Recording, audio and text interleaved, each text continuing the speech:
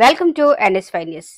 మేడ్చల్ జిల్లా మల్కాజ్గిరి జవహర్ నగర్ బౌలాలిలోని Bethel church pastor అయ్యగారి పుట్టినరోజు వేడుకలు సంఘ సభ్యుల మధ్య ఎంతో ఘనంగా జరిగాయి. ఈ కార్యక్రమంలో పాల్గొన్న చర్చ్ మెంబర్స్ ఎంతో సంతోషం వ్యక్తం చేశారు.